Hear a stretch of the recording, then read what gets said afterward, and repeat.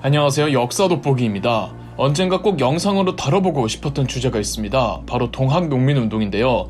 개인적으로 한국사에서 가장 중요했던 사건 10개를 꼽으라면 이 사건을 꼭 넣고 싶은 정도입니다. 조선이 망하기 전 마지막으로 있었던 민중들의 대궐기, 평범한 백성들이 다같이 힘을 합쳐 국가의 운명을 뒤바꿀 수도 있었던, 그래서 더 아쉬운 동학농민운동, 그 역사적 의의를 알려드리고 잘못 알고 계신 부분들도 혹은 잘 알려지지 않은 숨겨진 진실들도 알려드리겠습니다.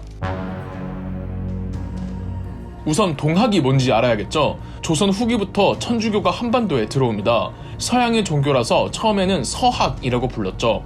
천주교의 교리와 내용은 참 따뜻하고 좋지만 서양인들의 종교라는 게 문제였습니다. 더군다나 강화도 조약 이후로 조선이 근대화의 길로 접어들면서 서양인들은 무서운 도깨비라든지 혹은 무서운 존재들 혹은 조선을 무너뜨리려는 오랑캐로 인식되면서 서학에 대한 안 좋은 시선이 더 짙어집니다. 내용이나 교리는 좋은데 서양에서 왔다는 이유만으로 불편함과 거부감의 대상이 된다면 내용과 교리는 비슷하되 우리나라에서 만들어지면 되는 거 아닙니까? 1860년 도학, 풍속학, 민간 종교 등에 통달한 경주 최씨 집안의 몰락 양반 출신 최재우가 경북 일대에서 서학에 대항한다는 뜻으로 동학이라는 이름의 종교를 창단했습니다.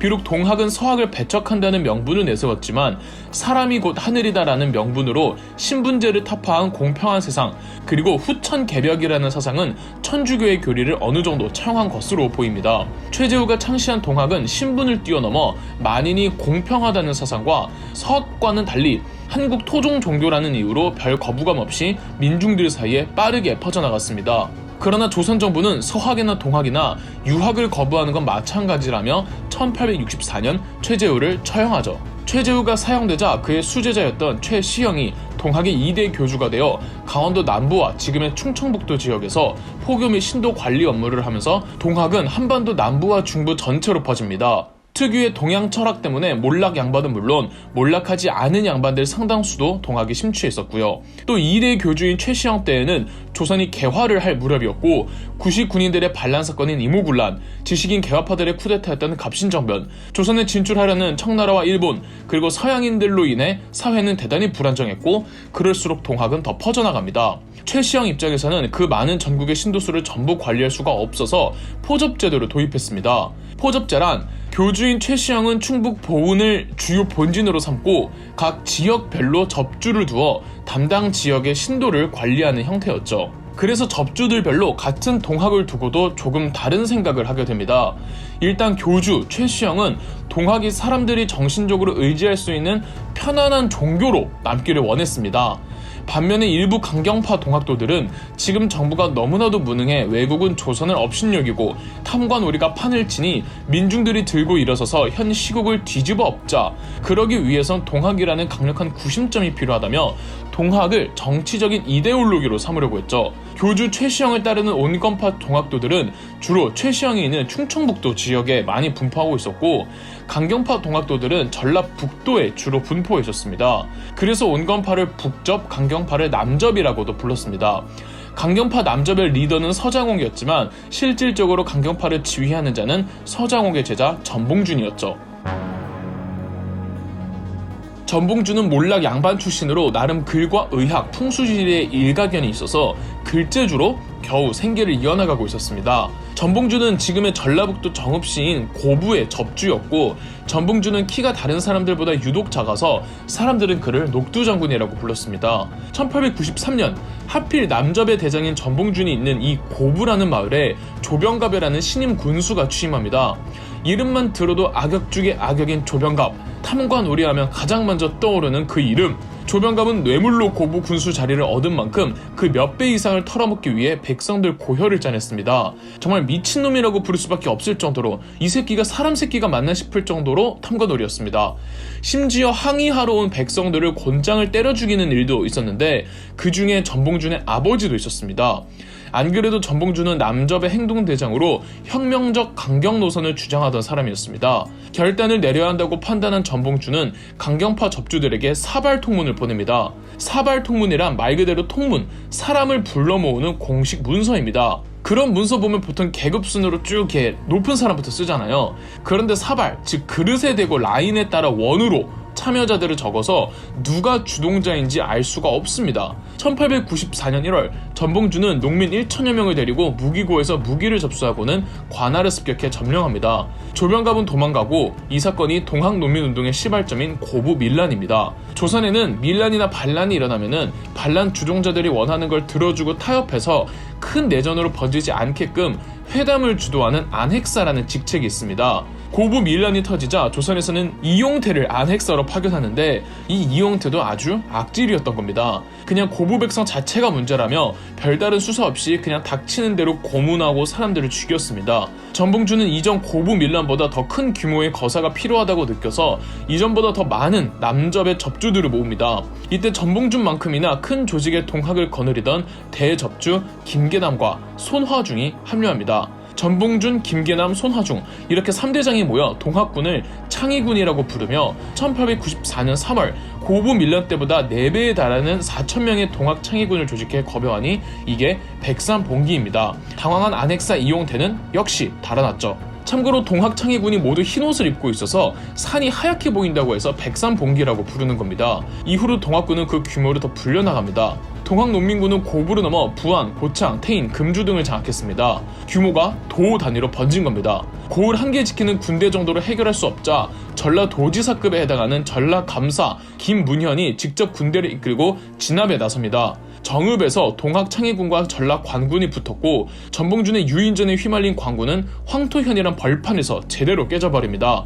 아무리 전봉준의 유인전에 말렸다고 한들 정식 훈련을 받은 군인이 민간인들을 상대로 그것도 수적으로도 우세하면서 벌판에서 싸워서 졌다는 건 진짜 창피한 일이죠. 이게 당시 조선의 국력이었어요. 그렇지만 아직 안심할 수가 없었습니다. 수도 한양에서 진압하러 파병 온 정예병들이 있습니다. 이 홍기훈이 이끄는 700명의 중앙군이었는데 700이면 얼마 안 되네 싶겠지만 이 700명이 사용하던 소총은 독일제였고 야포는 미국제였으며 심지어 게틀링건까지 소유하고 있었습니다. 총도 없는 동학군이 무슨 수로 이겨요? 전봉준은 적을 방심하게 하기 위해 일부러 남쪽으로 내려가는 척하면서 지금의 전라도 장성군 황룡촌에서 게틀링건을 가지고 있는 관군을 상대로 또 이깁니다. 이 엄청나게 큰 장태를 만들어서 이걸 방패 삼아 굴리며 진격하다가 근접전으로 상대한 거죠. 심지어 여기서 조선군 장교 한 명이 전사하기까지 합니다. 황초현 황룡촌 전투의 승리로 동학군의 사기는 하늘을 찔렀고 반대로 조선 관군의 사기는 뚝 떨어지자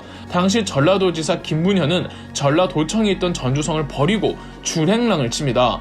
이렇게 전봉준의 동학군은 전주성에 무혈 입성합니다. 전주성에 도청이 있었다는 건 전주는 전라도의 핵심 도시였다는 뜻이고 이 전주성을 함락했다는 건 사실상 전라도 전체가 동학군에게 넘어간 것이었죠. 조선만의 국력으로 어쩌지 못하는 상황이 오자 가만히 있을 명성황후가 아니었죠. 명성황후가 잘하는 거 있죠. 청나라에게 파병 요청을 합니다. 그런데 이 일전에 청나라와 일본이 서로 약속한 게 조선에게 군대를 파병할 땐 서로에게 통보를 해주기로 했단 말이죠. 동학농민군을 진압하러 온다고 청나라가 일본에게 통보하자 일본의 이토 히로부미는 불이 나게 군대를 조직해 지들 멋대로 조선으로 파병합니다. 일본한테 도와달라고 한 적도 없는데 강제로 도움을 받으라며 오는 거죠.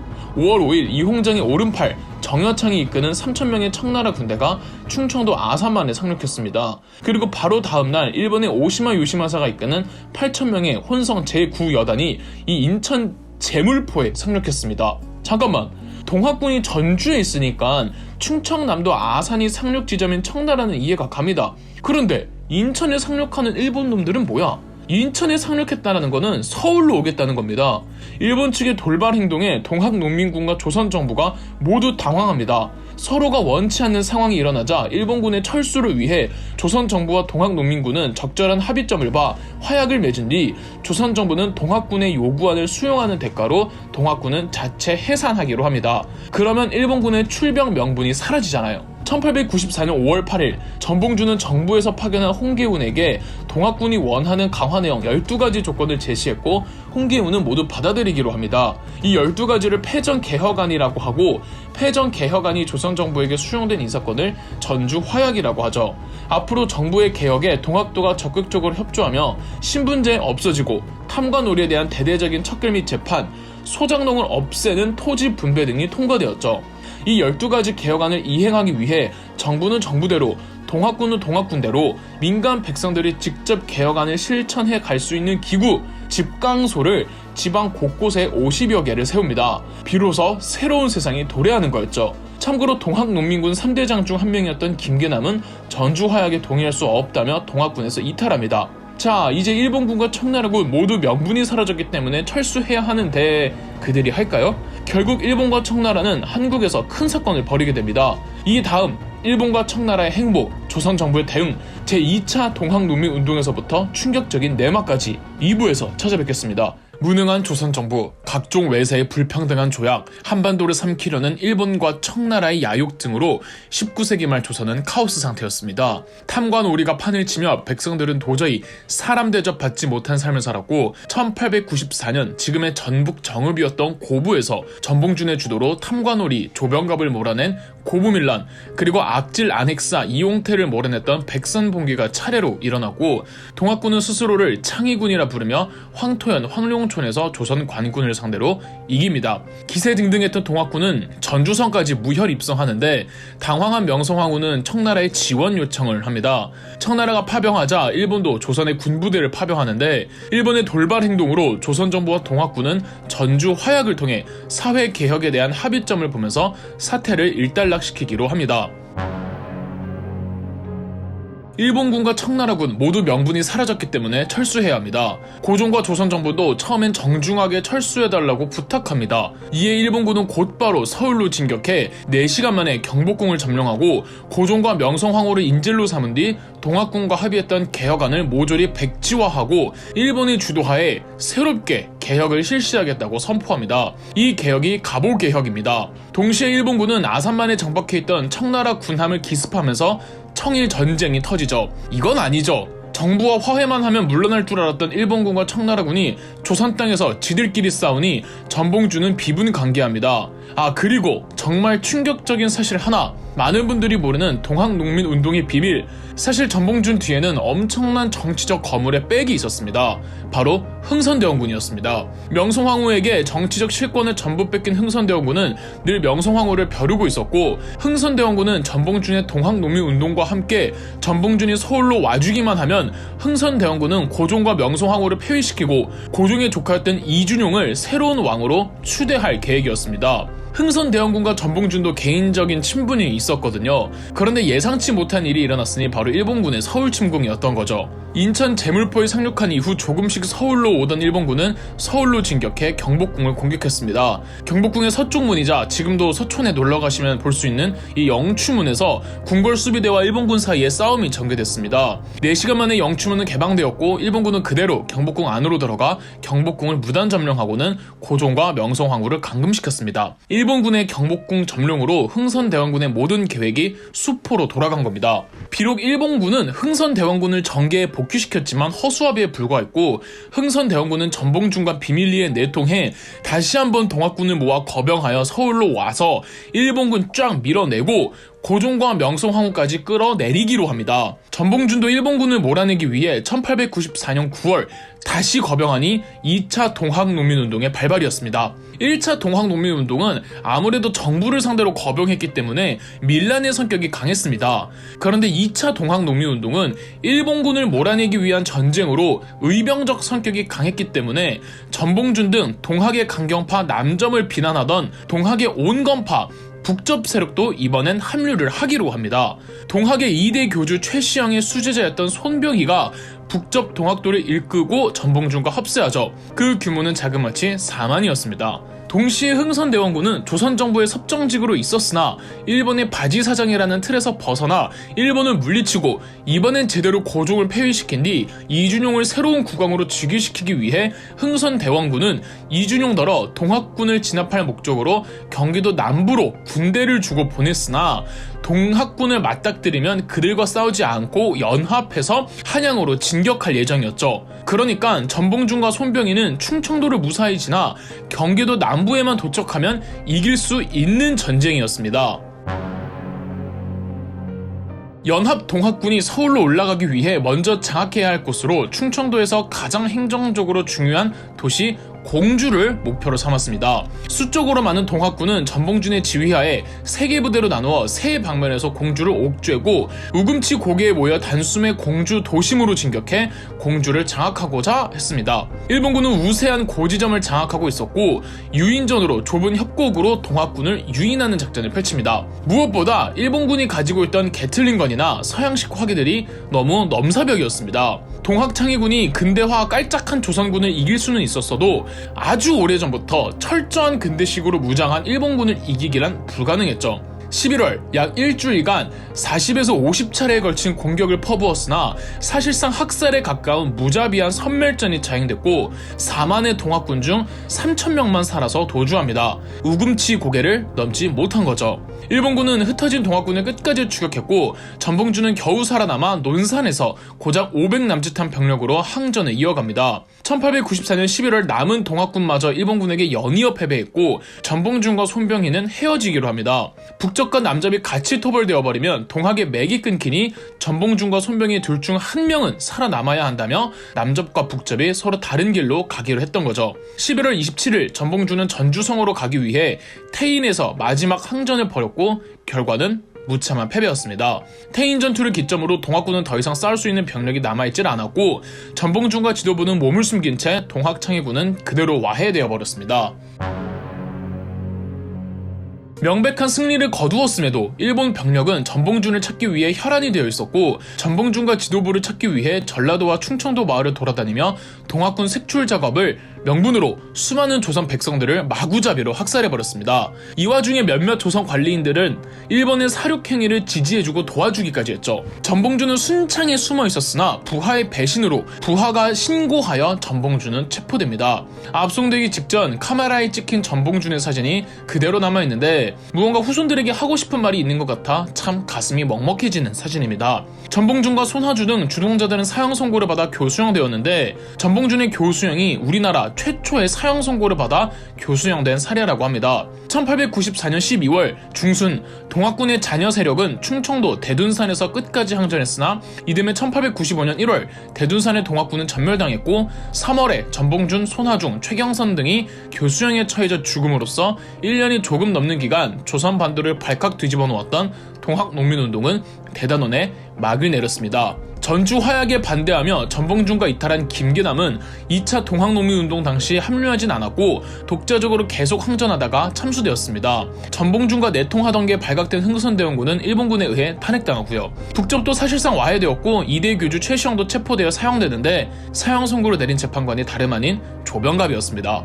이후 손병희가 동학의 3대 교주가 되죠. 손병희가 이어받은 동학은 예전의 동학이 아니었습니다. 더군다나 동학 출신의 간부 몇몇은 친일파로 돌아서면서 동학골이 말이 아니게 되자 손병희는 동학을 쇄신하겠다며 종교의 명칭을 천도교로 바꾸었습니다. 손병희는 나중에 3.1운동의 최초 기획자가 되기도 합니다. 동학농민운동이 끝난 이후로도 일본은 꾸준히 조선천 국토를 돌아다니며 동학 색출 작업에 나섰고 동학농민운동이 끝난 이후로 몇 년간이나 조선 백성들, 특히 남쪽 지역의 조선 백성들은 너무나도 잔인하게 살해당했습니다. 전봉준이 체포되고 재판을 받고 사형되기까지 전국에 퍼졌었던 노래가 있었습니다. 새야 새야 파랑새야 녹두밭에 앉지 마라. 녹두꽃이 떨어지면 청포장수 울고 간다. 새야 새야 파랑새야 우리 논에 앉지 마라. 새야 새야 파랑새야 우리 밭에 앉지 마라. 당시 일본군의 군복이 파란색이었다고 합니다. 그러면 파란새가 무엇을 의미하고 녹두밭, 녹두꽃, 우리논, 우리밭은 무엇을 상징하는지 예상 가능하시죠? 그저 한 사람 한 사람을 하늘로 여겨 사람 그 자체가 존중받는